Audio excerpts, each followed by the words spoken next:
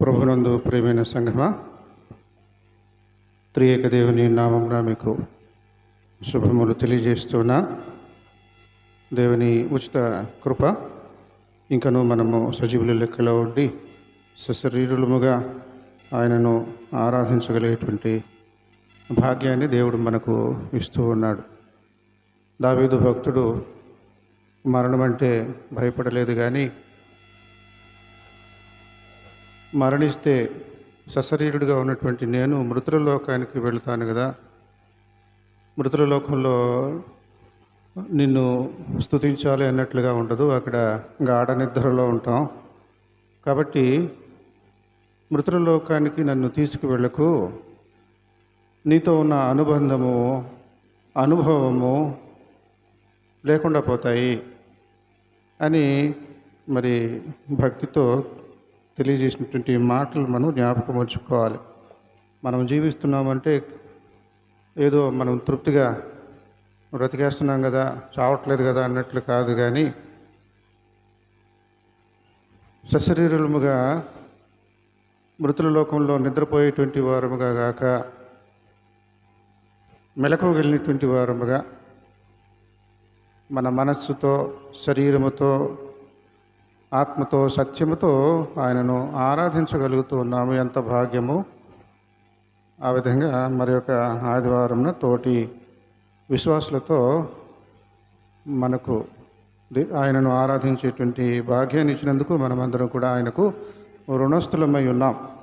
పితరులు ఏర్పాటు చేసిన పాఠ్యభాగమును గమనించినట్లయితే మార్కు సువార్త 8వ అధ్యాయంలో మొదటి 9 వచనాలు మనం చదువుకున్నాం. అందులో ఒక అద్భుత కార్యాన్ని క్రీస్తు ప్రభువారు జరిగించాడు. ఏమిటి అని అంటే, ఆకలిగా ఉన్నటువంటి వారి యొక్క ఆకలి తీర్చాడు. ఇది రెండవసారి అన్నట్లుగా ఉంది. మొదటిసారి కూడా ఆకలిగా ఉన్నటువంటి వారి ఆకలి తీర్చిన సంఘటన వివరం మనం చూస్తాం సువార్తల్లో. ఇక్కడ క్రీస్తు ప్రభువారు స్త్రీలు, పిల్లలు గాక పురుషులే ఒక 4,000 మందికి ఆకలి తీర్చగలిగాడు. ఇంతకుముందు సందర్భంలో స్త్రీలు పిల్లలు గాక పురుషులు 5,000 మందికి ఆకలి తీర్చాడు. ఆ విధంగా మరి 2 సందర్భాలలో వారికి ఉన్నటువంటి ఆకలిని తీర్చాడు. ఎందుకు ఇది చేయాలి అంటే, జనాలు, స్వామీలు, బాబాలు ఈ రోజుల్లో తప్పుడు వేషాలు వేసి ప్రజలను మాయ చేసి భ్రమపరిచి ప్రజల నుండి సొమ్ము వసూలు చేసుకునేటువంటి వారుగా ఉన్నారు. ఈ రోజుల్లోనే కాదు, ఏ రోజుల్లోనైనా అటువంటి వారు ఉంటారు. బాబాలుగా వెలసారు అంటే, తయారు అయ్యారు అంటే దాదాపుగా 100కి 99 మంది కూడా ఆ రకంగానే ఉంటారన్నట్టు ఈ రోజుల్లో ముఖ్యంగా పరిస్థితులు తారుమారుగా ఉన్నాయి. పూర్వపు దినాలు అయితే సగానికి సగం మంది అన్నా మంచి వాళ్ళు ఉండేవారు అన్నట్లు ఉండేది. కాబట్టి భక్తులు ఏం తెచ్చారు? కాసులు తెస్తారు. కృతజ్ఞతతో సంతోషంగా ఈ గురువుకి డబ్బులు ఇచ్చి వెళ్ళిపోతూ ఉంటారు. కంపల్సరీ మరి ఆఫరింగ్, తప్పనిసరి కానుకలు అన్నట్లుగా బాబాలు తయారవుతారు. ఒక్కొక్కసారి ఇలాంటి దానికి ఇంత, మీరు లోపలికి వస్తే ఇంత, టికెట్లకి ఇంత, ఇలా రకరకాలుగా వ్యాపారం చేస్తూ ఉంటారు. క్రీస్తు ప్రభు వారు అలా కాదు. ఆయన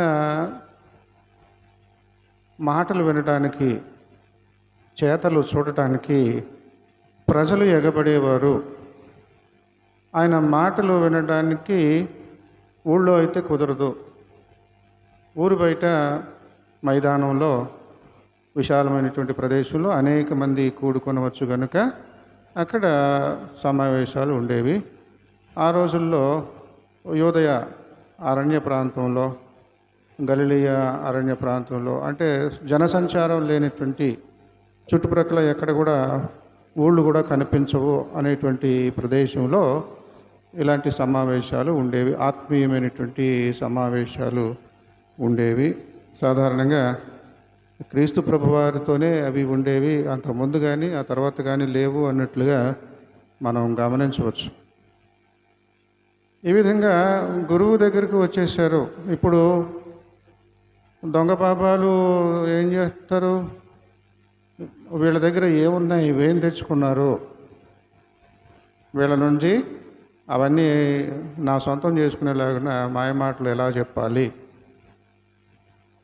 నీకు కేవలం సైకిల్ మాత్రమే ఉంది, నేను మీకోసం ప్రార్థన చేస్తున్నాను, విశ్వాసంతో మీరు కూడా ఏకీభవించండి, దేవుడు ఈ వారంలో మీకు మోటార్ సైకిల్ ఇస్తాడు, మోటార్ సైకిల్ ఇచ్చినందుకు వందనాలు దేవా అని ఇప్పుడే ప్రార్థన చేసేయండి, కృతజ్ఞత కానుకలు చెల్లించండి అని ఈ రకమైనటువంటి క్రైస్తవ బోధకులు కూడా కొంతమంది ఉన్నారు.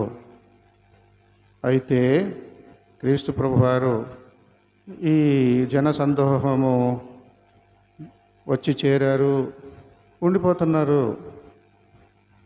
2 రాత్రులు గడిచిపోయినాయి, 3వ రాత్రి కూడా ప్రవేశిస్తుంది అన్నట్లుగా 3 రోజులు 3 పగళ్ళు వాళ్ళు ఉండిపోయారు. ఇంకా సాయంత్రం ఇళ్ళకి వెళ్ళిపోవాలంటే కనీసం 2 గంటలు గ్యాప్ ఉండాలి, చీకటి పడేలోగా ఇంటికి వెళ్ళాలి.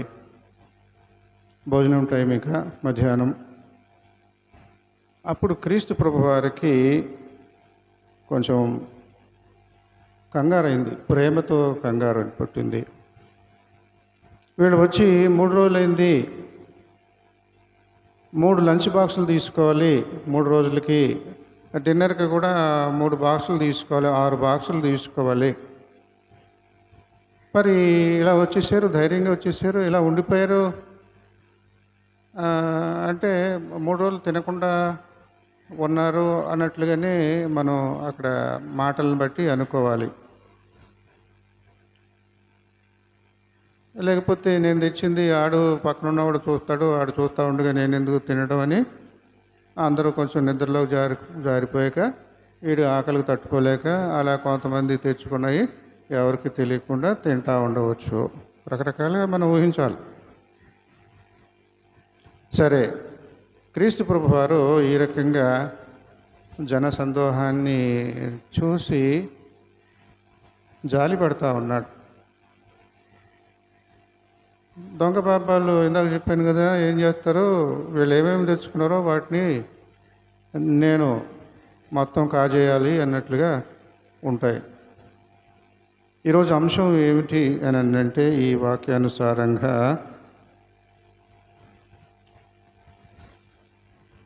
బైబిల్లో ఉన్న మాటలు, మీ యొద్ద ఎన్ని రొట్టెలు ఉన్నవి, దాన్ని నా మాటల్లో మన మాటల్లో చెప్పాలంటే, సరే మీ దగ్గర ఎన్ని మీల్స్ ఉన్నాయి, మీ దగ్గర ఎన్ని మీల్స్ ఉన్నాయి, మీల్స్ రెడీ. భోజనం హోటల్కు బయట చిన్న బోర్డులు పెడతారు కదా, మీల్స్ రెడీ. ఆకలిగా ఉన్నవాడు ఆ బోర్డు చూడగానే ఎంతో సంతోషం వేసేస్తుంది, అబ్బా వెళ్ళి లోపలికి వెళ్ళి భోజనం చేయవచ్చు, అడిగిన డబ్బులు ఇచ్చేసి భోజనం చేయవచ్చు అన్నట్టుగా ఉంటుంది. Meals ready.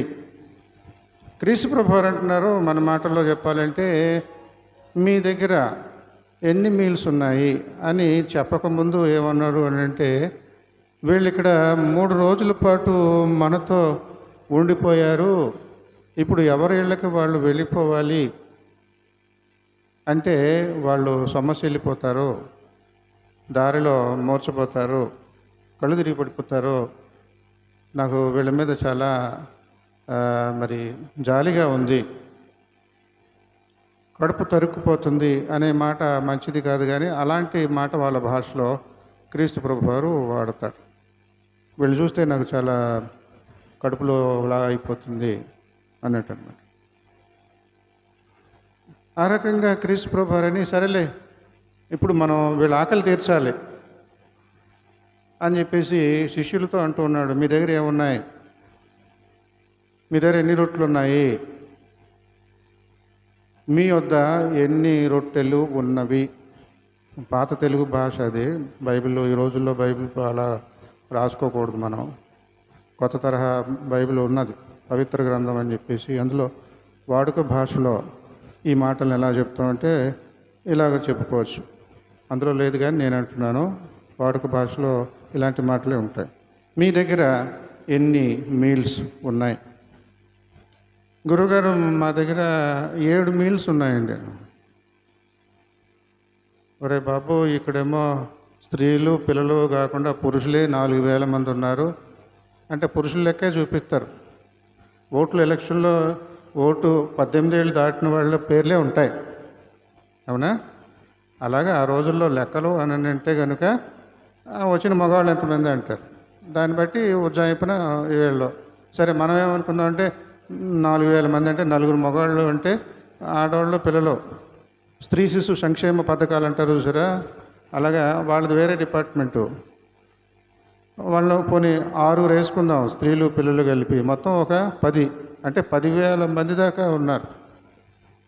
ఇంతమందికి ఇప్పుడు ఆహారం ఎలాగా? కుదరని పని. కానీ చాలా విడ్డూరమైనటువంటి ఒక అవగాహన నాకు నచ్చింది.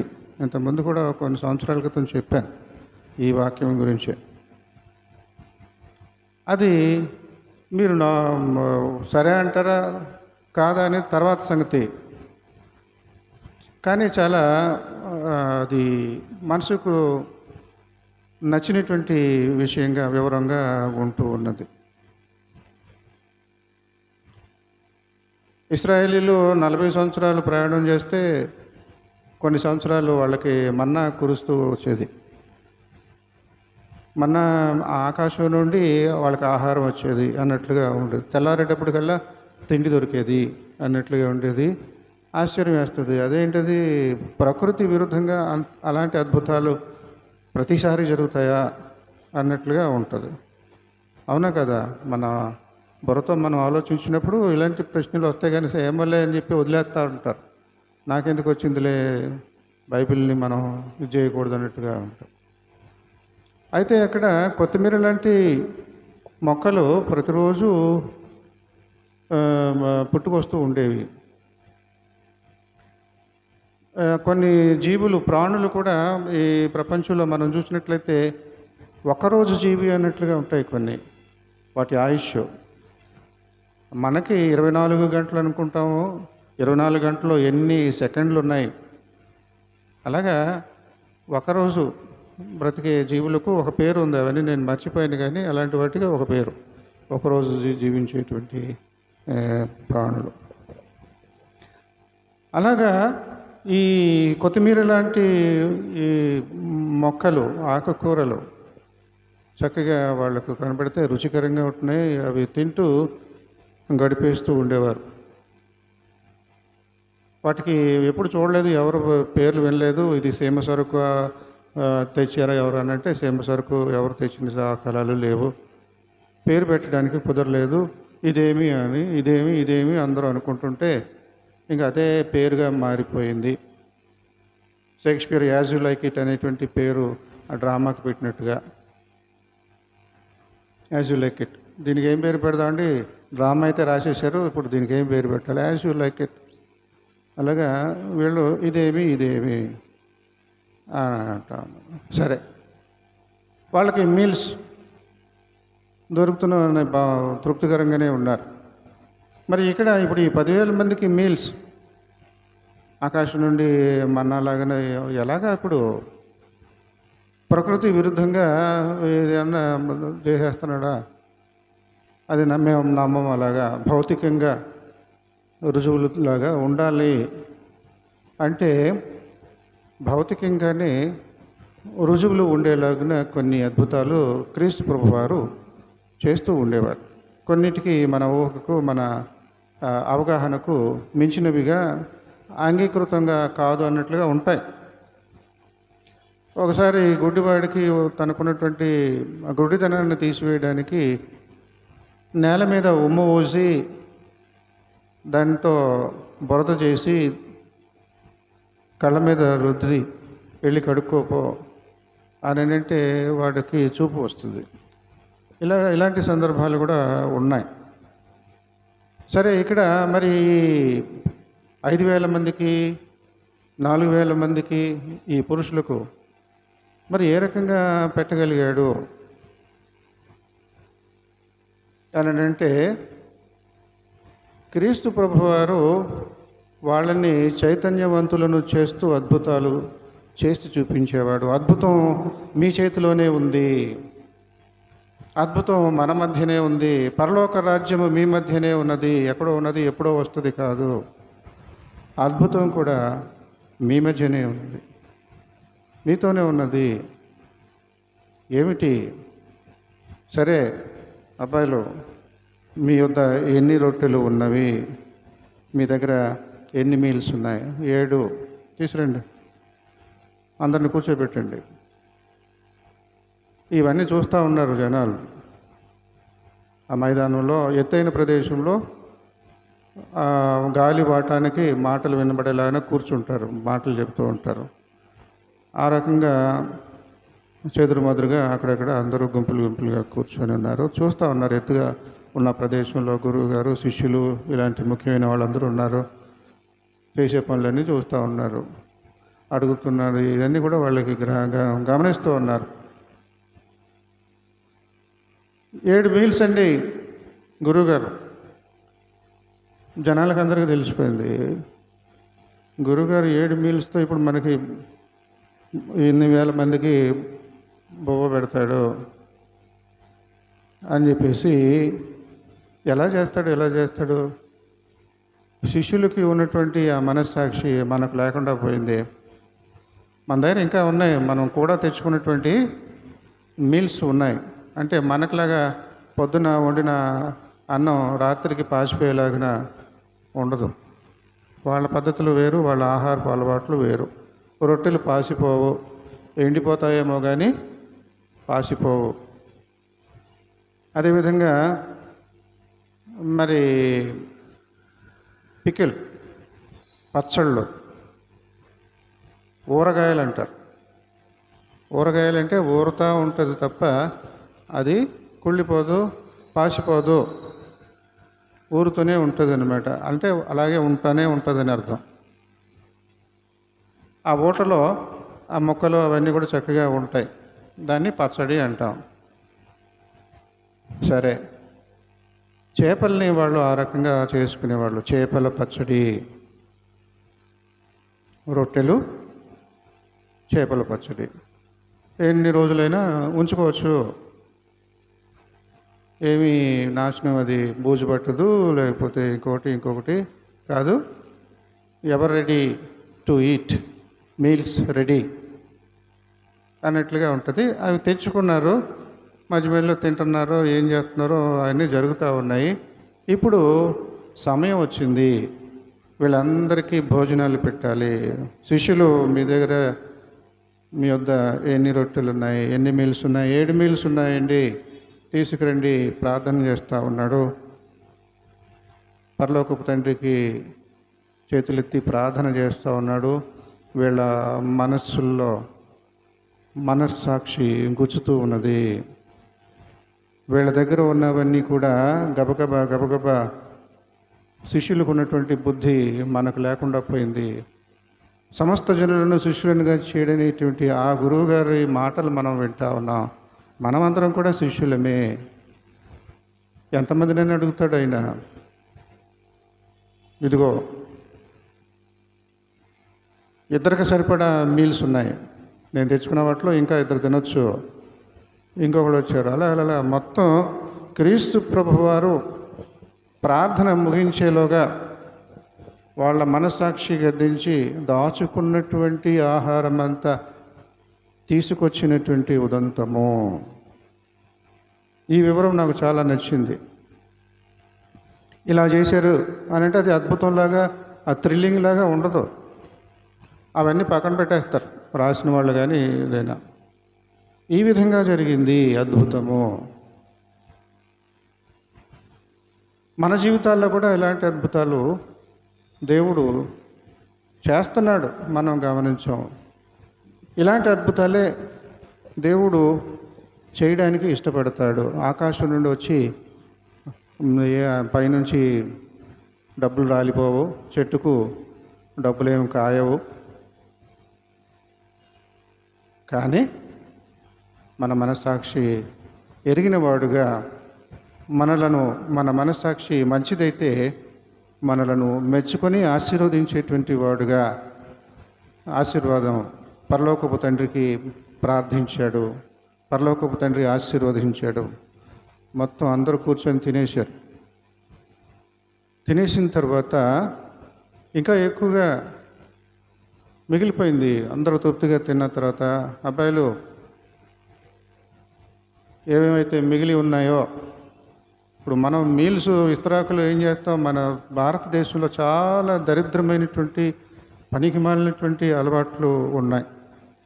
చైనా, జపాన్ లాంటి మన ఆసియా ఖండంలో ఉన్న దేశాలు, మలేషియా, సింగపూరు, వాళ్ళతో మనం ఒక ఆడుకునే వాళ్ళలాగా పోల్చుకుంటే వాళ్ళు జమీందారులు లాంటి జీవితాలు, మనవి అడుక్కు తినేటువంటి జీవితాల్లాగా ఉంటాయి భారతదేశంలో. మన చరిత్ర, మన సంస్కృతి, ప్రస్తుత సంస్కృతి చాలా దయనీయము. పెళ్ళిళ్ళలో ఎలా పడితే అలా వడ్డించేస్తూ ఉంటారు. వడ్డించడం కూడా ఒక కళే. ఆడి చేతికే వచ్చింది, ఆడేమో డబ్బులు ఖర్చు పెట్టాడా వడ్డించేవాడు. ఎన్ని లక్షలు పెట్టి కొన్ని పెళ్ళిళ్ళలో భోజనాలు సిద్ధం చేస్తారు. ఐటమ్స్ ఉంటాయి. ఆడేదో పనిమాల చెప్తాడు నంబరు, 11 ఐటమ్స్ ఉంటే ఇంత, 19 ఐటమ్స్ ఉంటే ఇంత, అన్ని బేస్ సంఖ్యలోనే ఉంటాయి మన దేశంలో, తెలుసు కదా. సరి సంఖ్యలు పెట్టుకుంటే అది శుభం కాదు ఈ లెక్కలో. సరే, అయితే అన్నీ వేసుకుంటూ పోతూ ఉంటారు. నీకు ఏది అవసరమో బఫే, నువ్వు అక్కడికి వెళ్ళి వేసుకో.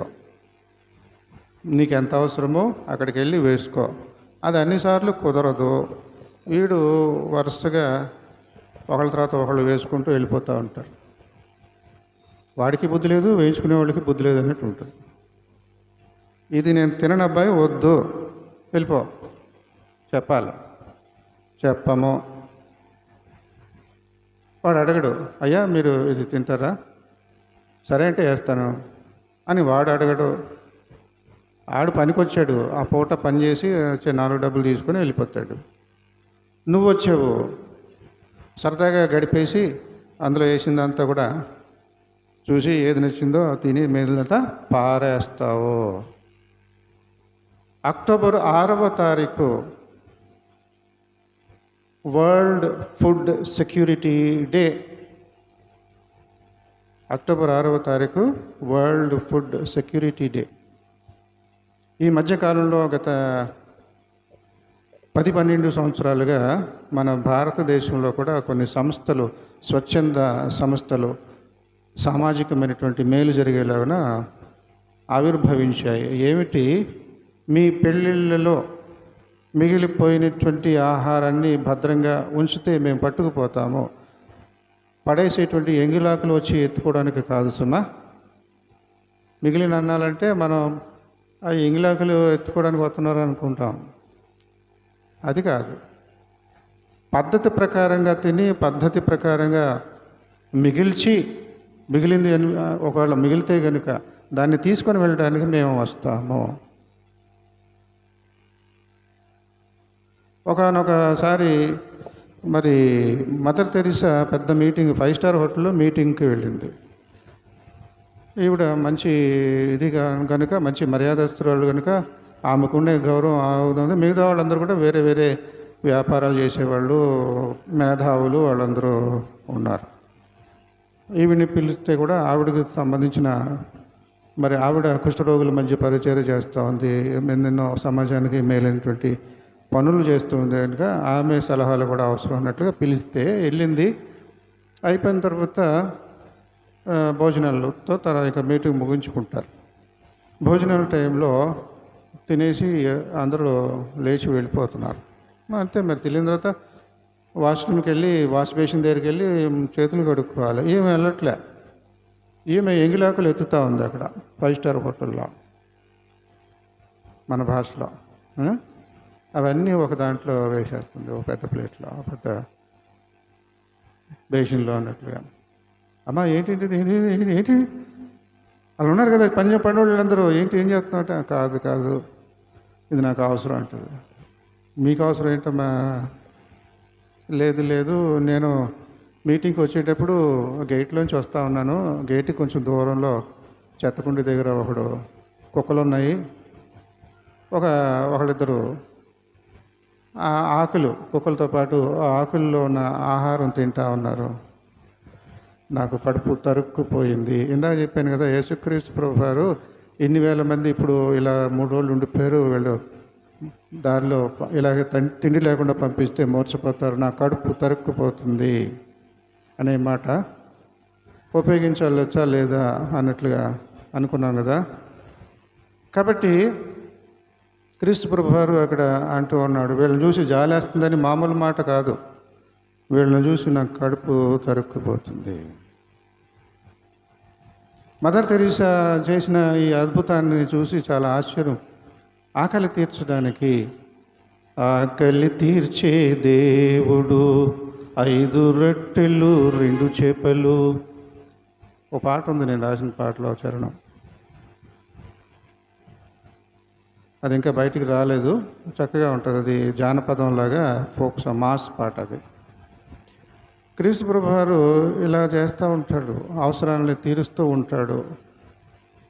పైనుంచి చెట్టుకు ఏది డబ్బులు కాసేలాగా చేయడు, మన మధ్యనే అద్భుతాలు చేయిస్తాడు మన చేత. వచ్చిన వాళ్ళందరితో చేయిస్తూ ఉన్నాడు. అద్భుతానికి కారకుడు ఒక యేసుక్రీస్తు అక్కడ ఫోర్ ఫ్రంట్లో ఉంటాడేమో, ఎందుకంటే ముందు బరిలో మొదటివాడిగా కనబడతాడేమో, కానీ వెనకంతా మనం ఉన్నాం. ఈ అద్భుతానికి కారణము ఈ 12 మంది శిష్యులు ఉన్నారు, 7 మీల్స్ తెచ్చారు. వచ్చి చేరినటువంటి జనసమూహము ఉన్నారు, వాళ్ళు కూడా తీసుకొని వచ్చారు, షేర్ చేసుకున్నారు. వాట్సాప్లో షేర్ చేసుకోవడంతోనే సరిపోద్ది ఈ రోజుల్లో మన జీవన శైలి. ఎవరైనా చనిపోతే వాళ్ళ ఇంటి దాకా వెళ్ళడానికి సమయము సదుపాయము ఉండదు, ఇంకా వాట్సాప్లోనే రిప్ అని పెట్టేస్తాం, రెస్ట్ ఇన్ పీస్ అని కుటుంబానికి సానుభూతి తెలియ, ఈ రకంగా ఉంటాం. వ్యక్తిగతముగా ఇదిగో నా వంతు, నా పాలు, మై పార్ట్, ఈ అద్భుతంలో నేను కూడా ఒకదాన్ని అన్నట్లుగా ఉండాలి. దాదాపు ఇదంతా కూడా ఎప్పుడో కొన్ని సంవత్సరాల క్రితం చెప్పాను, అప్పుడు మీరు చాలామంది ఉండకపోవచ్చు, కొంతమంది మతిమరుపు లేకపోతే అశ్రద్ధ వల్ల మర్చిపోతారు. ఆచార్య వినోబా భావే స్వతంత్ర భారతదేశంలో ఒక అద్భుతం చేసినటువంటి వ్యక్తిగా ఉన్నాడు. స్వాతంత్రం రాకముందు ఎంకే గాంధీకి శిష్యుడిగా ఉండేవాడు. సర్వోదయ అనేటువంటి ఒక ఉద్యమాన్ని కొనసాగించేటువంటి సక్సెసర్గా ఉంటూ ఉండేవాడు. 1951లో తెలంగాణకు వచ్చాడు. తెలంగాణకి వచ్చి అక్కడ మీటింగ్లో ఏదో ఈ సర్వోదయ సినిమా దీన్ని ఇలా యాక్టర్లు ఏం చేస్తారు, ఏదో అంటారు ప్రమోషన్ లాగా సర్వోదయ సంస్థని ప్రమోట్ చేయడానికి వచ్చాడు. అదంతా అయిపోయింది. సరే, అది ఏంటో ఎవరు ఆ వివరాలు నాకు తెలియదు, కానీ తెలంగాణలో ఒక చోటకు వచ్చాడు. అక్కడ ఉన్నటువంటి గ్రామ ప్రజలు, అంటే ఇది ఒక చిన్న టౌన్ అయి ఉంటుంది, దగ్గరలో ఉన్నటువంటి గ్రామం, లేకపోతే అదే గ్రామంలో మీటింగ్ జరుగుతుందో తెలియదు, కానీ గ్రామంలో ఉన్నటువంటి నిరుపేద రైతులు, ల్యాండ్లెస్ ఫార్మర్స్, సేద్యం చేయడానికి వాళ్ళకంటూ సొంత భూమి లేని రైతులు. రైతు అంటే భూమి ఉండాలి కదా. భూమి లేని రైతులు వచ్చి వాళ్ళ గోడు విన్నవించుకున్నారు. అయ్యా, మాకు చాలా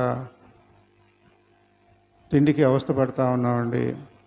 మాకంటూ కొంత నేల ఉంటే, భూమి ఉంటే మేము పండించుకుంటాం, ఒకళ్ళ మీద ఆధారపడము. పూట ఎలా గడుస్తుంది అన్నట్లుగా ఇంకొకళ్ళ మీద ఆధారపడవలసి వస్తుంది. రైతు కూలీలుగా మిగిలిపోతూ ఉన్నాము అని చెప్పి గోడు విన్నవించుకుంటే, సరే మీ ఊళ్ళో ఆసాములు ఉన్నారు కదా, జమీందారులు ఉన్నారు కదా, ఒకసారి వాళ్ళని పిలుస్తానని చెప్పి పిలిచాడు. ఈయన పెద్ద ఆయన, అప్పటికే గాంధీ గారు అంతటి వాడు అనిపించుకునేవాడు అనమాట. అలాంటి నాయకత్వం ఉన్నటువంటి వ్యక్తి ఈయన, ఆచార్య వినోబా భావే. ఆయన ఎలాగో చనిపోయాడు. 48 జనవరి 30వ తారీఖున గాంధీ చచ్చిపోయాడు. ఇప్పుడు ఇది జరిగింది 51, 3 సంవత్సరాల్లో గ్యాప్ అయిపోయింది. గాంధీ లేడు, ఇంకా ఈయనే కనబడతా ఉన్నాడు. కాబట్టి ఈయన ద్వారా మనకు మేలు జరుగుతుందని వచ్చారు. అప్పుడు ఊళ్ళో ఉన్న ఈ మోతుబరులను, భూస్వాములను పిలిచి, అయ్యా, మీరు వీళ్ళ తిండికి అలమటిస్తూ ఉన్నారు, అది మన దేశానికి అరిష్టము. మీకు ఎన్నో వందల ఎకరాలు ఉంటున్నాయి ఒక్కొక్క కుటుంబంలో, వీళ్ళకంటూ మరి ఏమన్నా మీరు దానం చేయొచ్చు కదా. మీకున్న 100 ఎకరాల్లోంచి కొన్ని ఎకరాలు వీళ్ళకి దానం చేయొచ్చు కదా అంటే, ఆ మాట అయిపోయే టైంకి ఒక యవనస్తుడు, భాగ్యవంతుడైనటువంటి ఒక యవనస్తుడు మనస్సాక్షి గద్దించింది. అక్కడే ప్రమాణం చేశాడు, నాకున్నటువంటి ఆస్తిలో 100 ఎకరాలు ఈ పేదవాళ్ళకి ఇచ్చేస్తానండి అన్నాడు. చరిత్రలో జరిగినటువంటి విషయం, తెలంగాణలో జరిగినటువంటి. తెలంగాణ అంటేనే ఉద్యమము, పోరాటము. భారతదేశానికి స్వాతంత్రం వచ్చిన సంవత్సరం తర్వాత కానీ తెలియకుండా పోయినటువంటి దుర్భరమైనటువంటి పరిస్థితి. నవాబులు ఆ రకంగా వాళ్ళని మబ్బులో మాయలో పెడుతూ ఉండేవారు. స్వాతంత్రం వచ్చిన 1 సంవత్సరం తర్వాత కానీ దేశానికి స్వాతంత్రం వచ్చిన సమాచారం కూడా తెలియదు. ఇప్పుడు మనకి వాట్సాప్లో టకటకటమని కొడితే సమాచారం వెళ్ళిపోతూ ఉంటుంది ప్రపంచం అంతా మరుక్షణంలో. అలాంటి తెలంగాణలో ఈ అద్భుతం ప్రారంభమైంది. మీ దగ్గర ఎన్ని మీల్స్ ఉన్నాయి? నా దగ్గర 100 ఎకరాలు ఉన్న వాటిలో 100 ఎకరాలు ఇస్తున్నాను. ఆశ్చర్యం వేసింది, ఎదురు చూడలే. ఎదులే 6 ఎకరం 1 ఎకరం అలా వాళ్ళు నలుగురు ఇస్తారేమో, ఒక 10-25 ఎకరాలు అవి వీళ్ళకి శాఖ పెట్టవచ్చు అనుకున్నాడు. తీరా చూస్తే ఇంత అద్భుతం జరిగింది. ఇక రాత్రి నిద్రపట్టలేదు, పొద్దుటే మళ్ళీ లేచిపోయాడు. ఇదే పని ఇంకో పక్క ఊరిలో కూడా చేస్తే బాగుంటుంది అనిపించింది అనమాట. వెళ్ళిపోయాడు, పక్క ఊరికి వెళ్ళిపోయాడు. అక్కడ కూడా భూస్వాములను పిలిచి వాళ్ళకి బ్రెయిన్ వాష్ చేసి పుజగించి నచ్చజెప్పి, ఇది బాగలేదు, దేశం బాగుపడాలి, మనకు స్వతంత్రం వచ్చేసింది కదా, ఇప్పుడు మన కాళ్ళ మీద మనం నిలబడాలి. మరి మీ పక్కన పొరుగింటి వాళ్ళు వీళ్ళు ఆకలికి అలమటించే వాళ్ళుగా, భూమి లేనిటువంటి వారుగా, మీరు భూస్వాములుగా బాగాలేదు, ఆలోచించండి. వాళ్ళకి కొంత గొప్ప ఇస్తే వాళ్ళ మట్టుకు వాళ్ళు పండించుకుంటారు, ఇంకొకరి మీద ఆధారపడరు, ఆకలికి అలమటించరు అని నచ్చ చెప్తే ఆ ఊరిలో కూడా కొంతమంది చేశారు. ఈ రకంగా చేస్తూ ఉంటుంటే కొన్ని రోజులకి ట్రంకాలు వచ్చింది నెహ్రూ గారి నుంచి. నెహ్రూ గారు ఫోన్ చేసి చెప్పాడనమాట, ఏమని, ఆచార్య వినోబా భావే గారు మీ అవసరత ఉంది, చెప్పండి ఏంటి. నేను ఇప్పుడు ప్రధానమంత్రి హోదాలో ఉన్నాను, పంచవర్ష ప్రణాళిక అనేటువంటి ప్రాజెక్టు స్టార్ట్ చేస్తున్నాం, అందులో ఏమేమి చేస్తే బాగుంటుంది, మన దేశం బాగుపడుతుంది, ఇప్పుడు నవభారతదేశం ఇది, ఇప్పుడే పుట్టాము మనము, దీన్ని పెరగాలి, ఇది అభివృద్ధి చెందాలి, ఏమేమి చేస్తే డెవలప్ అవుతుంది మన దేశము, 5 సంవత్సరాలకు సరిపడా ఒక గురి పెట్టుకోవాలి. పంచవర్ష ప్రణాళిక. ఈ 5 సంవత్సరాలు ఇది చేసేయాలి, మళ్ళీ తర్వాత ఇంకొక 5 సంవత్సరాలు వస్తే ఆ తర్వాత 5 సంవత్సరాల్లో ఇంకా కొత్తగా ఏమైనా సమస్యలు ఉంటే, ఇంకా ఏమైనా అభివృద్ధి ఆగిపోతే, అలాగా 5 ఏళ్ల పాటు ఏదో 6 నెలలకి 5 నెలలకి ఇప్పుడు మనకి ఎన్నికలు వచ్చినట్లుగా 5 ఏళ్ల పాటు అది చేసేయాలి అన్నట్లుగా పంచవర్ష ప్రణాళిక. ఆ ప్రాజెక్టు ఏమేమి చేస్తే బాగుంటే ఎలా చేస్తే సమాలోచన సభలో మీరు కూడా సభ్యులుగా అది ఎన్నిక కాబడ్డారు మేము అనుకున్నాము. కాబట్టి ముందుగానే తెలియజేస్తున్నామని ఒక 4 నెలల ముందు, బహుశా పలానా నెలలో 4 నెలల తర్వాత ఇది ఉంటుంది. ఈలోగా మీరు ఎక్కడ ఏ పనులు కూడా కమిట్ అవ్వకండి, దానికోసం సమయానికి కేటాయించుకోండి అన్నట్లుగా ముందుగానే 4 నెలల ముందుగా చెప్తే, ఈయన 3 నెలలు అనుకుందాం చెప్తే, ఆ సమాచారం విన్న తర్వాత ఆయన సొంత పనులు ఏమంటారు, ఇది ప్రమోషన్ ఉంది కదా, సర్వోదయ ప్రమోషన్, అది చేయడానికి ఆ పనిలో నిమగ్నం అవ్వాలి. అక్కడక్కడ బ్రాంచీలు, సౌత్ ఇండియాకి వచ్చాడు, తెలంగాణకు వచ్చాడు, అలాగే రకరకాల ప్రదేశాలకు వెళ్ళి ఆ పనులు చక్కబెట్టుకోవాలి. ఈయన ఏం చేశాడంటే, క్రీస్తు ప్రభువారు యెరూషలేమునకు అభిముఖుడై ప్రయాణం చేసినట్లు సమరయల గ్రామం గుండా ఈయన ఢిల్లీకి అభిముఖుడై ఆ మీటింగ్కి బయలుదేరినట్లుగా బయలుదేరాడు. ఎప్పుడు? 3 నెలల ముందుగానే ప్రయాణం. నిజానికి ఆ రోజుల్లో ఒకవేళ 1951 కాబట్టి ట్రైన్స్ ఉంటాయి, బస్సులు ఉంటాయి, వాటిలో వెళ్ళినా మహా తిప్పి కొడితే ఒక వారం రోజుల్లో ఢిల్లీ చేరుకోవచ్చు. తెలంగాణ నుంచి ఢిల్లీకి వెళ్ళాలంటే వారం రోజులు వెళ్ళిపోవచ్చు. కానీ ఈయన పాదయాత్ర కొత్తగా పుట్టుకొచ్చింది కాదు, చరిత్రలో అక్కడక్కడ మనం చెప్పుకోవచ్చు. పాదయాత్ర చేశాడు, ఊరూరా తిరిగాడు. తిరిగి ఈ పేదలకు భూదానము అనేటువంటి ఉద్యమాన్ని చేపట్టాడు. ఆ భూదానము కాస్త బాగా విజృంభించి గ్రామదానము, ఈ గ్రామం పేదల కోసమే, అది మరి నమ్మశక్యంగా లేదు, అలా జరిగిందా లేదనేది. తాలూకా దానము, రాష్ట్ర దానం అన్నట్లుగా ఉండేది.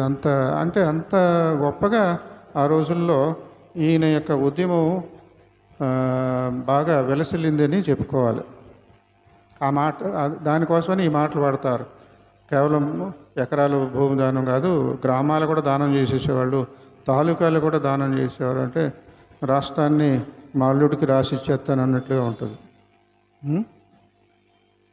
సరే, ఈ రకంగా ఇతను 3 ఏళ్ళు తిరిగేలోగా, అంటే 51లో స్టార్ట్ అయింది, 1954లో సర్వోదయ అనేటువంటి ఆ ప్రమోషన్ వరకు ఏమంటారు, వార్షికోత్సవము జరుగుతున్నప్పుడు లెక్కగట్టి చూస్తే 27 లక్షల ఎకరాలు భూదానం కింద సేకరించాడు. 27 లక్షలు దేశంలో నలుమూలల తిరిగి పాదయాత్ర చేసి 62 రోజుల పాటు మరి ఆ ప్రయాణం చేసి 792 కిలోమీటర్లు డిస్టెన్స్ కవర్ చేశాడు. ఇదంతా కూడా కాళ్ళ మీద నడిచి వెళ్ళాడని దాఖలాలు ఉన్నాయి. అద్భుతం జరిగింది. ఎలా జరిగింది? 27 లక్షల ఎకరాలు పేదవాళ్ళ కోసం సంపాదించేశాడు. ఆచార్య వినోబా భావే, యేసుక్రీస్తు ప్రభువారు 10,000 మందికి ఆహారం పెట్టేశాడు 7 మీల్స్తో. ఒక 100 ఎకరాలు ప్రకటన చేశాడు యవనస్తుడు, నేను ఇచ్చేస్తాను మా ఊరి పేదవాళ్ళ కోసము. అది కాస్త 27 లక్షల పైచులకు, 27 లక్షలు ఎకరాలు సంపాదనకు కారణమైంది. ఇది అద్భుతం. అంటే పైనుండి చెట్టుకు డబ్బులు కాయవు.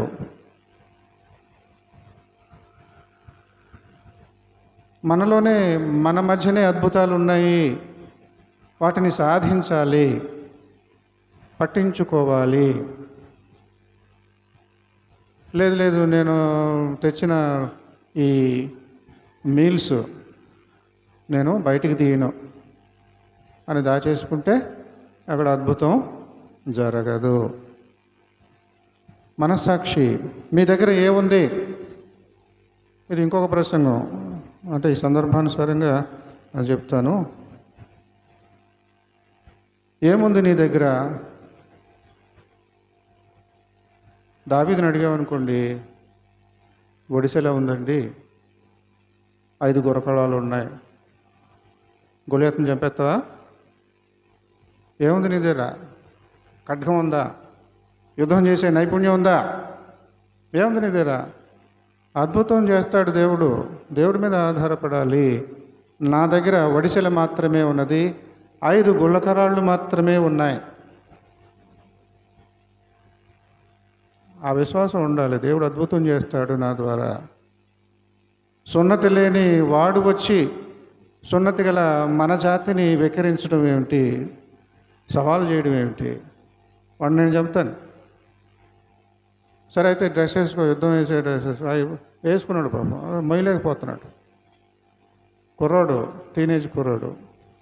అన్నోళ్ళందరూ సీనియర్స్, వాళ్ళు అక్కడ సైన్యంలో ఉన్నారు. వాళ్ళకి లంచ్ తీసుకొని వెళ్ళడానికి వచ్చాడు. ప్రతిరోజు అక్కడ మైదానంలో అటేపు వీళ్ళు ఉంటారు, ఇటేపు వాళ్ళు ఉంటారు, రణరంగం మధ్యలో ఉంటుంది. వీళ్ళకందరికీ మీల్స్ ఎవరింట్లో వాళ్ళు అందరూ తీసుకొని వస్తూ ఉంటారు. వీడు ఆఖరాడు, అన్నలకి టిఫిన్ అది తీసుకొని వస్తానికి వీడికి గమనించాడు. ఇదంతా తెలుసు కదా, ఇదంతా వద్దు కానీ మొత్తానికి ఏముంది నీ దగ్గర? మీ దగ్గర ఎన్ని రొట్టెలు ఉన్నాయి? ఎన్ని మీల్స్ ఉన్నాయి? 7 మీల్స్ ఉన్నాయండి. ఏం చేస్తావు? ఈ 10,000 మందికి పెడతావా? పెడతాం. ఆచార్య వినోబా భావే ఊహించలేదు, దావీదు ఊహించలేదు. 5 రాళ్ళు అవసరం అవుతాయి అనుకున్నాడు. ఒకటే రాయి, ఫస్ట్ రాయితోనే చంపేశాడు. అవునా కదా? ఒకటోది గురి తెప్పింది, రెండోది గురి తెప్పింది, ఏం లేదు. తర్వాత సర్వాంగ కవచంలో ఉన్నాడు వాడు. మొహం కూడా కత్తి ఘాట్లు అవి పడకుండా, చావుకు గురవకుండా శిరస్త్రాణం వేస్తూ ఉంటారు. శిరస్త్రాణం దగ్గర ఊపిరి పీల్చుకోవడానికి అక్కడ అన్నట్లు, కళ్ళు చూడడానికి అన్నట్లు గ్యాప్లు ఉంటాయి. కొన్ని శిరస్త్రాణాలు ఏంటంటే నుదుటి దగ్గర గ్యాప్ ఉంటుంది. ఆ గ్యాప్ కరెక్ట్గా గురి చూసి కొట్టాడు. అది బుల్లెట్ లాగా వెళ్ళింది, చచ్చాడు. అద్భుతాలు దేవుడు చేయడానికి సిద్ధంగా ఉన్నాడు.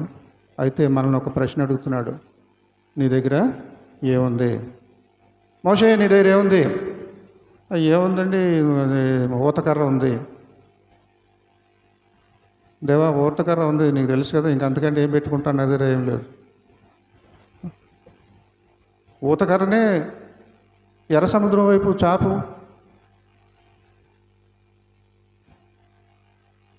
ప్రకృతి సిద్ధమైనటువంటి తూర్పు గాలి వస్తుంది, నీళ్లను 2 పాయలుగా వేరు చేసేస్తుంది. మీరందరూ దాటి వెళ్ళిపోండి, అప్పటిదాకా ఈ తూర్పు గాలి పనిచేస్తుంది. వెళ్ళిపోండి, సుడిగాలి చక్కగా ఆరిన, ఇదంతా అతిశయోక్తి అన్నట్లుగా ఉంటుంది. ఆరిన నేలను వాళ్ళు వెళ్ళారు, అది ముంచి బాప్తీసమో, చిలకరింపు బాప్తీసమో, ఎన్ని కథలు అనమాట, ఊరినాయి సర్దుబాటు కోసం చెప్పుకునేవి. ఆ రోజుల్లోనే వాళ్ళు అలాగా నీళ్ళల్లో వెళ్ళిపోయారు కదా, నీళ్ళల్లో బాప్తీసం తీసేసుకున్నారు. వాళ్ళు ఆరిన నేలను వెళ్ళారు, కానీ ఈ నీళ్ళ జల్లులు వాళ్ళ మీద పడుతూ ఉండేవి. ఆ రకంగా వాళ్ళు బాప్తీసం తీసుకున్నారు. బాప్తీసం అంటే అర్థం మునగటం అని. ఏంటంటే ఏదో ఒకటి నచ్చ చెప్పాలని వివరాలు ఇస్తూ ఉంటారు, అది వేరే సంగతి. ఇలాగా కర్ర నీ దగ్గర ఏముంది? ఊతకర్ర ఉంది. అదే వాడు. ఇశ్రాయేలీలు యుద్ధం చేయాలి, యుద్ధంలో గెలవాలి, చెయ్యి చాపు. నువ్వు అలా చాపినంతసేపు వాళ్ళు శత్రువుల్ని హతమారుస్తూనే ఉంటారు. ఎంతసేపు చాపుతాడు? యోగాభ్యాసం, కొంగ జపం, అది సాధన చేసిన వాళ్ళకి అలవాటుని బట్టి ఎక్కువసేపు చేస్తారు. ఈ చేతి నొప్పి వచ్చేస్తుంది. అహరోను ఇలాంటి వాళ్ళకి అందరికీ దేవుడు నేర్పినటువంటి పాఠాలు. ఆ చెయ్యి కిందకు పడిపోతే మళ్ళీ ఈ సైనికులలో బలం తగ్గిపోద్ది. చెయ్యి పట్టుకోవడం కోసం ఇద్దరు ఉండేవారు కిందకి దిక్కుండా. ఈయన మాత్రం ఆ పొజిషన్లో ఉండాలి.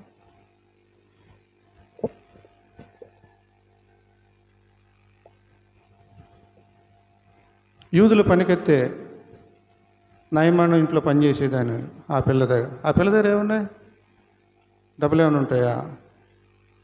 పలుకుబడి ఏమైనా ఉందా? విద్య ఏమైనా ఉందా? ఏముంది? మాట ఉన్నది. నీ దగ్గర ఏముంది? నా దగ్గర ఊతకర్ర ఉంది. నీ దగ్గర ఏముంది? నా దగ్గర వడిసెల ఉంది. సాధిస్తావు. లక్షల మందిని దాటించేస్తావు. లక్షల మందిని ఛాలెంజ్ చేసిన వాడిని చంపేస్తావు. లక్షల మంది మీద సైన్యాధిపతిగా ఉన్నటువంటి వాడు, లక్షల మంది ఉన్నటువంటి ఆ దేశంలో సైన్యాధిపతిగా ఉన్నటువంటి నామాను కుష్ఠరోగం తగ్గుతుంది నీ మాట వలన. ఏముంది నీ దగ్గర? మాట ఉంది. మాటకు విలువిచ్చాడు నయమాన్. పని పిల్ల చెప్పింది, దీని మాటలు ఏంటి లెక్క అనుకోలే. మాటకు విలువిచ్చాడు. ఏముంది నీ దగ్గర? చెప్పండి. ఇప్పుడు మన దగ్గర ఏముంది? ఒడిసెల ఉందా? దాంతో అవతలాన్ని చంపేయగలిగేలా. ఊతకర్ర ఉందా? దాంతో లక్షల మందిని దాటించేలాగా. మాట ఉందా? లక్షల మంది ఉన్నటువంటి దేశంలో సైన్యాధ్యక్షుడిగా ఉన్నవాడికి మేలు జరిగేలాగా ఏమన్నా నోరు తెరిచి మాట్లాడతావా?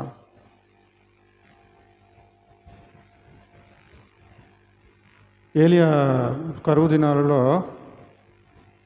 నువ్వు అక్కడికి వెళ్ళిపోరు అబ్బాయి అంటే వెళ్ళిపోయేవాడు. మరి ఎక్కడికి వెళ్ళమంటే అక్కడికి వెళ్ళిపోవాలి ప్రవక్తలు. యాజకులు అలా కాదు, వాళ్ళు తిష్ట వేసుకుంటారు. పలానా మందిరంలో ఉండి చక్కగా భక్తులే వస్తూ ఉంటారు. ప్రవక్తలు అలా కాదు, తిరుగుతూ ఉండాలి. తర్వాత ప్రవక్తలు కుదురుగా ఉంటారు కదా, చాలా నచ్చని మాటలు చెబుతూ ఉంటారు. అందరికీ ఇష్టం ఉండదు. అది దుర్మార్గులకి ముఖ్యంగా ఇష్టం ఉండదు.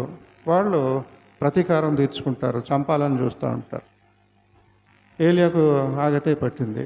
సరే, మొత్తానికి ఏలియా కరువు దినాలలో కరువు ప్రాంతానికి వెళ్ళిపోవలసినటువంటి పరిస్థితి. పక్కనే సస్యశ్యామలుగా ఉన్నటువంటి అక్కడ వెళ్ళిపోవచ్చు అసలు. కానీ ఇక్కడ సారెపతి అనేటువంటి ఊరిలో ఒక విధవరాలు, ఆమెను ఆశ్రయించాడు. విధవరాలు, భర్త సంపాదించేవాడు లేడు, ఈ కొడుకేమో వయసుకి ఇంకా రాలేదు, వాడు ఒళ్ళొంచి పనిచేసే వయసు కాదు వాడిది, తల్లి మీద ఆధారపడాలి. ఏంటి, ఇంట్లో ఇంకా కొంతమంది ఉన్నారు, పరివారము. ఇక ఏం చేయాలో అర్థం కాదు. ఇదే మాకు ఆఖరు మీల్స్ కాదు, this is going to be our last meal అని చెప్పేసి ఆ రొట్టెలు చేసుకోవడం కోసం పొలలో ఏరుకోవడానికి వచ్చింది. స్టవ్ వెలిగించాలి కదా, ఆ పొలలో ఏరుకోవడానికి వస్తే ఈయన కనపడ్డాడు. అమ్మ ఏంటి, ఏం చేస్తున్నారు? కథ అంతా చెప్పింది. నువ్వు అట్లేస్తున్నావు కదా, అందులో మొట్టమొదటి అట్టు నాకు తెచ్చాయి. మేము ఆఖరిసారి తిని చచ్చిపోదాం అనుకున్నామండి, ఇంకా మాకు తిండి దొరకదు, ఇంక దీంతోనే పస్తులతో ఇంక అలా చచ్చిపోతాం, ఇదే మాకు ఆఖరు మీల్ అని అనుకున్నామండి అని అంట. నువ్వేం కంగారు పడకు, నా మాట నమ్ము. నువ్వు నాకు మొట్టమొదటిగా అప్పం చేసి తీసుకుని వస్తే దేవుడు నిన్ను ఆశీర్వదిస్తాడు. ఈ కరువు దినాల్లో నీకు మాత్రం కరువు ఉండదు. నా మాట నమ్ము అంటే చక్కగా రొట్టె తీసుకొని వెళ్ళి చేసి తీసుకొస్తుంది. ఈ చాలా ప్రసంగాలన్నీ వచ్చేస్తున్నాయి నాకు, అన్నీ పెట్టడం మంచిది కాదు. ఒక్కొక్క దాని మీద చాలా విస్తృతంగా మాట్లాడుకోవచ్చు. అన్నీ కలగూర గంపలా చేయకూడదు. సరే, ఏముంది ఈమె దగ్గర? ఒక రొట్టె ఉంది దైవజనుడికి ఇవ్వడానికి, చాలు. మిగిలినవి ఏమున్నాయి? ఆఖరి మీలుగా ఉంది, తినేసి చచ్చిపోతాం. ఈ తర్వాత తింటలేదు మాకు, చాలు, మనస్సాక్షి చాలు. నీ దగ్గర ఏముంది? నా దగ్గర మనస్సాక్షి ఉన్నది. మోషే దగ్గర నమ్మకం ఉంది. శతాధిపతి యేసుక్రీస్తు దగ్గరికి వచ్చాడు. ఇంట్లో పనివాడికి బాగోలేదు, ప్రార్థన చేయండి అయ్యా అని అడగడానికి వచ్చాడు. శతాధిపతి దగ్గర వినయం ఉన్నది. కొన్ని సందర్భాలలో పోలీసు వాళ్ళు చాలా దౌర్జన్యంగా ఉంటారు సామాన్య ప్రజల మీద. వాళ్ళ దగ్గర అధికారం ఉందని దబాయించేస్తారు, కంగారు పెట్టించేస్తారు, తంతారు, ఎముకలిరిగేలా కూడా కొడతా ఉంటారు. నిజం రప్పించాలి, నిజం ఒప్పించాలి అని ఏదో వాళ్ళ డ్యూటీ వాళ్ళు చేసేస్తున్నట్లుగా చాలా సామాన్య ప్రజలని ఇబ్బంది పెట్టేటువంటి సందర్భాలు, వ్యక్తులు పోలీస్ డిపార్ట్మెంట్లో మనకందరికీ తెలుసు అవన్నీ. శతాధిపతి అటువంటి హోదాలో ఉన్నటువంటి వాడు యేసుప్రభుని ఎత్తుక్కుంటూ వచ్చాడు. వినయము. నా చేతి కింద ఇంకా వీళ్ళు ఉన్నారు, ఇంతమంది సిఐలు ఉన్నారు, ఇంతమంది ఇన్స్పెక్టర్లు ఉన్నారు, సబ్ ఇన్స్పెక్టర్లు ఉన్నారు, కానిస్టేబుల్స్, హెడ్ కానిస్టేబుల్స్ ఉన్నారు అని విర్రవీగుతారు కొంతమంది. శతాధిపతి దగ్గర వినయం ఉన్నది. నీ దగ్గర ఏమున్నది? దేవుడు మనల్ని అడుగుతూ ఉన్నాడు. మోషే దగ్గర నమ్మకం ఉంది, శతాధిపతి దగ్గర వినయం ఉన్నది, యాకోబు దగ్గర పట్టుదల ఉన్నది. నిన్ను నేను విడువను దేవా, నీవు నన్ను దీవించు వరకు నిన్ను నేను విడువను. పట్టుదల ఉంది. నేనే ముందు పుట్టాలనేటువంటి ఆ యొక్క ఇది కూడా ఉంది, తీవ్రత ఉంది, పట్టుదల. నీ దగ్గర ఏముంది? దేవుడు మనల్ని అడుగుతూ ఉన్నాడు. పట్టుదల ఉందా? నమ్మకం ఉందా? వినయం ఉన్నదా? పద్ధతి ఉందా? పోనీ పద్ధతిగా తినాలి, పద్ధతిగా వడ్డించాలి. వందల వేల మంది తినేసి అక్కడ వృధా చేసి పడేస్తారు డబ్బుల్ని, ఆహారాన్ని. ఎప్పుడు నేర్చుకుంటాం? ఎప్పుడు పద్ధతి కలిగి ఉంటాం? మన పద్ధతి అంతా కూడా చాక్లెట్ తింటే తీసేసి రోడ్డు మీద పడేస్తూ ఉంటాం, టీ తాగితే దాన్ని రోడ్డు మీద పడేస్తూ ఉంటాం, ఇంటి ఎదురుగా పడేస్తాం, మన ఇల్లు శుభ్రంగా ఉంటాం, పక్కింట్లో వేస్తూ ఉంటాం. ఇలాగా మన దేశం దరిద్రం, మన సంస్కృతి, మన హోదా అలా ఉంది. శుభ్రత. నీ దగ్గర ఏముంది? అశుభ్రత ఉన్నది. మెయింటైన్ పద్ధతి లేదు. మన దగ్గర పద్ధతి లేదు. ఏమిటి? వృధాగా పోకూడదు. అక్టోబర్ 6వ తారీఖు ఏమిటి చెప్పండి అమ్మా? అక్టోబర్ 6వ తారీఖు ఏంటని చెప్పాను? World food security day. ప్రపంచ ఆహార భద్రత దినము. మన దేశంలో హైందవ సోదరులు ముఖ్యంగా దేవాలయాలు చూసినట్లయితే 7 అంతస్తుల గోపురాలు ఉంటాయి. ఆ 7 అంతస్తులకు వెళ్ళి భక్తులు ఏమి ఆరాధించరు. క్రింద ప్రాంతంలోనే, నేల ప్రాంతంలోనే వాళ్ళు ఆరాధనలు అవి ఉంటాయి. మరి మిగిలిన అంత ఎత్తు గోపురం మళ్ళీ అక్కడ ద్వారాల్లాగా అదంతా, అది ఏ వివరాలు వాళ్ళు ఇచ్చుకోవచ్చు. కానీ పై అంతస్తులో విమానం అంటారు దాన్ని, ఆ ప్రాంతంలో, ఆ ప్రదేశంలో ధాన్యం దాచిపెడతారు. ధాన్యం దాచిపెడతారు. అపరాలు అంటే సరీల్, పప్పులు, కందిపప్పు, పెసరపప్పు, మినప్పప్పు,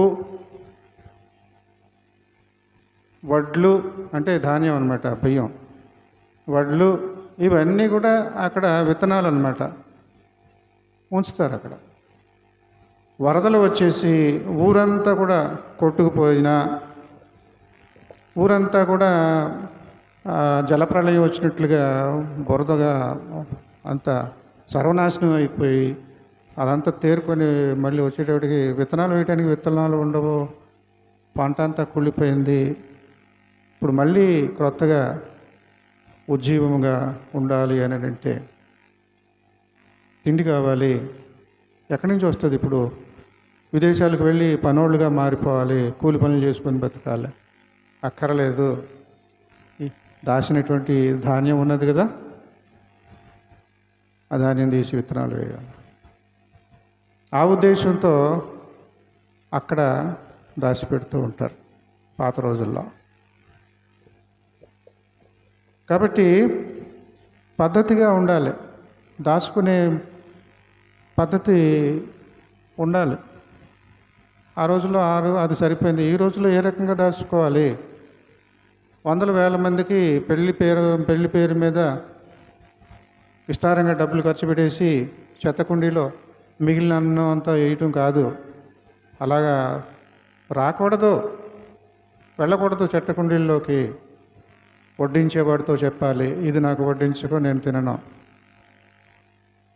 వడ్డించేవాడు అడగాలి, ఇది తింటావా? విచ్చలవిడిగా ఉంటాయి మన పద్ధతులు మన దేశంలో. అందుకే మనం అభివృద్ధి చెందాము. జపాన్లో ఒక క్రైస్తవ స్కూలు హాస్టల్ చూశాను, క్లిప్పింగ్ చూశాను. చాలా ఆశ్చర్యం వేసింది. అది ఈ భూమి మీద ఉన్నటువంటి జనాంగమా, లేకపోతే పరలోకంలో ఏదైనా డాక్యుమెంటరీ పరలోకం ఎలా ఉంటుంది అని చూపిస్తున్నారా అన్నట్టుగా ఉంది. పిల్లల స్కూల్లో పొద్దుట స్కూల్కి వచ్చినప్పటి నుంచి మళ్ళీ ఇంటికి వెళ్ళేదాకా అక్కడ స్కూల్లో ఏమేమి జరుగుతున్నాయి, ఎలా జరుగుతున్నాయి అని వివరాలు. చాలా ఆశ్చర్యం వేస్తుంది. వివరించడానికి సమయం కాదు, కానీ అలా వాటితో పోల్చుకుంటే మన దేశం ఎంత అడుక్కు తినేటువంటి స్థితిలో ఉన్నది. వాళ్ళు ఎంత యజమానుల్లాగా ఉంటూ ఉన్నారు. చాలా భయంకరము. పద్ధతి లేకపోవడం వలన మనకు పద్ధతి అస్సలు ఎక్కడ పడితే అక్కడ పాడేస్తూ ఉంటాం. మలేషియాలో చాక్లెట్ తినేసి అక్కడ పాడేస్తే $5 ఫైన్. అంటే $500 జుర్మానా కట్టాలి. టీ తాగేసి ఒకవేళ నువ్వు పడేసావు అంటే $1000 ఫైన్ కట్టాలి. మనకు ఊరంతా చెత్తే, అలంకారం. ఇల్లు దాటి అలా బయటకు వెళ్ళాలంటే నడిచి వెళ్ళడానికి కుదరదు అన్నట్టుగా అన్నీ కూడా పెంట, మానవ జంతు రకరకాలైనటువంటి. పక్కనే వీధిలోకి వెళ్ళాలన్నా కూడా బైక్ వేసుకొని వెళ్తేనే బాగుంటుంది అన్నట్టుగా ఉంటుంది. అడుగు తీసి అడుగు పెట్టడానికి ఉండదు పద్ధతి. దానియేలు, షడ్రకు, మెషాకు, అబేద్నెగో పద్ధతితో జీవించారు. మా అమ్మ నాన్నలు మాకు నేర్పారు పద్ధతి. ద్రాక్షరసం తాగకూడదు, అది రసం కాదు, మధువు తాగకూడదు. మేము ఐఏఎస్కి సెలెక్ట్ అయ్యాము, మంచి ఆరోగ్యంగా ఉండాలని చెప్పేసి మాకు మెను ఈ మధువు, ద్రాక్షరసం కూడా చేర్చారు. మాకు చిన్నతనం నుండి ముందే చెప్పారు, పెంచారు ఆ రకంగా. మేము వాటి జోలికి వెళ్ళమండి, ఏమిటి పరిస్థితి ఎలాగని ఖచ్చితంగా ఉండిపోయారు.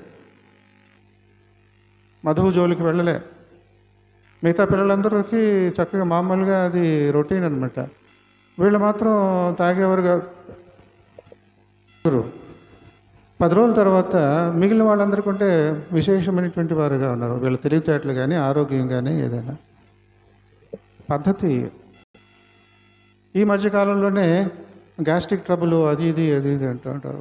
డాక్టర్లు ఎలా పెడతలే కొంతమంది స్వతహాగా జ్ఞానం లేకుండా ఆ డాక్టరు ఈ డాక్టరు కూడబలుకొని వాళ్ళకే తెలివితేటలు ఉన్నాయి అనుకున్నట్లుగా కొన్నిసార్లు చేస్తూ ఉంటారు. గ్యాస్ట్రిక్ ట్రబుల్ కదా, కడుపు ఖాళీగా ఉండకూడదమ్మా. ఎప్పుడు ఏదో ఒకటి తింటూ ఉండాలి. కడుపులోకి ఎప్పుడు వెళ్తూ ఉండాలి. ఏదో ఒకటి తింటూ ఉండాలి. అరగంటకు ఒకసారి బిస్కెట్లు అది ఇది అప్పుడు మీకు గ్యాస్ట్రిక్ రాదు అంటారు. శుద్ధ తప్పది. శుద్ధ తప్పది, ఎక్కువైపోద్ది గ్యాస్ట్రిక్ తెలియకుండా. అలానే ప్రజలు మోసం చేయలేని కాదు, కానీ ఇలా రోజుకి ఒక్క పూటే తినాలి, ఒక్కసారే తినాలి, అది ఆరోగ్యం. మా కుక్కను ఇంటికి తీసుకొని వచ్చినప్పుడు వెటర్నరీ డాక్టర్ చెప్పాడు సలహా, ఒక్కరోజే పెట్టండి, ఒక్క పూటే పెట్టండి,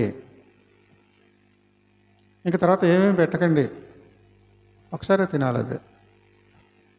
తర్వాత మనం కూరలో వేసుకున్న మసాలాలు వేసుకుంటాం సరే, అది మన కోసం చేసుకున్నాం, వాటికి అవి వండుకోవు కదా, మనం వండేసింది వాటికి అంట కలుపుతున్నాం, అనారోగ్యము.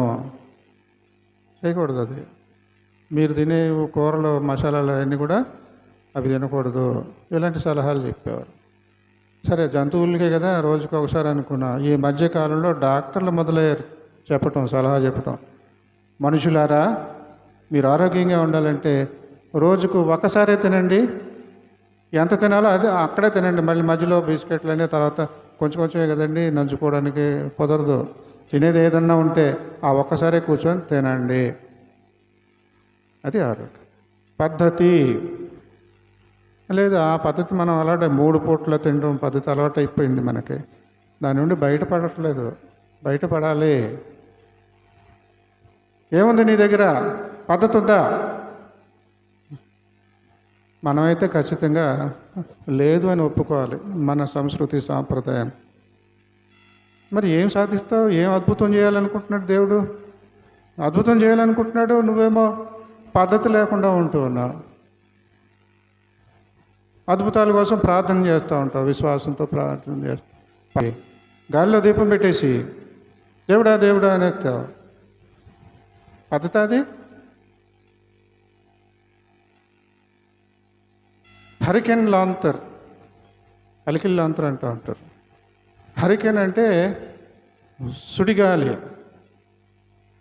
సుడిగాలిలో కూడా దీపం ఆరిపోకుండా ఉండాలంటే అలికిల్ లాంతరి పగడ్బందీగా తయారు చేసి ఉంచుతారు. ఎంత పెద్ద గాలి వచ్చినా కూడా అది లోపల ఉన్నటువంటి దీపం ఆరిపోకుండా. కాబట్టి అది చేసుకోవాలి. మన ప్రయత్నం, మన పద్ధతి మనకు ఉండాలి. దేవుడి మీద భారం పెట్టుకోవాలి, ఆయన కృప కోసం ఎదురు చూస్తూ ఉండాలి. అంతేగాని పద్ధతి లేకుండా గాల్లో దీపం పెట్టి అద్భుతం జరగాలి, అద్భుతం జరగాలి, దేవుడు సాయం చేయాలంటే ఎలాగా? మీ దగ్గర ఎన్ని మీల్స్ ఉన్నాయి? 7 మీల్స్ ఉన్నాయి. అద్భుతం నేను చేస్తాను. మీకు మనసాక్షి ఉందా? మీ దగ్గర ఏమున్నాయి? వాళ్ళ దగ్గర మనసాక్షి ఉంది. అందరూ తీసుకొచ్చేసారు.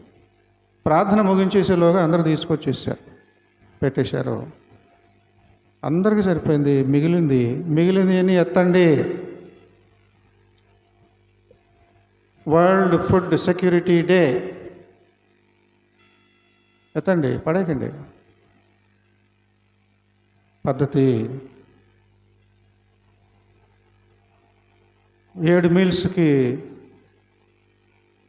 ఉన్న మట్టుకే అక్కడ ఫస్ట్ కనబడితే అందరు తినేసాక 7 గంపలు ఎక్సెస్, 7 గంపలు మిగిలిపోయింది. ఎత్తండి, పడేయకండి. పడేసేది కాదు కదా, ఎందుకంటే అది ఉంచుకోవచ్చు. వాళ్ళ తిండి, మన తిండి అయితే చెత్తకుండీలో పాడేస్తాం. చెత్తకుండీలో పాడేయకండి. ఎస్టిమేషన్ ప్రకారంగా జనం రాలేదు, సరే పద్ధతి ప్రకారంగా వడ్డించండి. నీకు ఇది తింటావా? వేస్తాను. అయ్యా అది తినను, వేయకు. ఈ 2 ఉండాలి. మిగులుతుంది. చెత్తకుండీలో మిగలటం కాదు, అది పారేసింది. అది మిగులుతుంది, పద్ధతి ప్రకారంగా మిగులుతుంది. దానికోసం స్వచ్ఛంద సంస్థలు ఉన్నాయి. దేవుడు మన మధ్య అద్భుతాలు చేయాలని ఆశపడుతూ ఉన్నాడు. మనం ఎలా ఉంటే బాగుంటుంది ఒకసారి మనల్ని మనం పరిశీలన చేసుకోవాలి. విస్తృతమైనటువంటి సిద్ధపాటు ఉన్నది, కానీ మరి సమయాభావం వలన లేకపోతే ఇంకొక గంట సేపు కూడా వివరాలతో చెప్పుకోవచ్చు. క్రీస్తు ప్రభువారు అద్భుతాలు చేశాడు. 5,000 మందికి ఆహారం పెట్టి పురుషులకు ఆహారం పెట్టాడు, 4,000 మంది పురుషులకు ఆహారం ఏ రకంగా పెట్టాడు? అన్ని లక్షల మందిని నీళ్లు దాటించేశాడు, ఏ రకంగా దాటించేశాడు? మన మధ్యనే ఉన్నది అద్భుతము. మన ద్వారానే అద్భుతం చేయాలని దేవుడు ఎదురు చూస్తూ ఉన్నాడు. మన పద్ధతి బాగోలేదు, అద్భుతాలు జరగవు. కాబట్టి పశ్చాత్తాపంతో పద్ధతిగా జీవిస్తూ మనము అద్భుతాలను అనుభవించుదాం, చవిచూద్దాం. దేవుడి కొద్ది మాటలు దీవించునుగాక. సమస్త జ్ఞానమునకు మించిన దేవుని సమాధానము యేసుక్రీస్తు వలన మీ హృదయములకు మీ తలంపులకు కావలియుండునుగాక.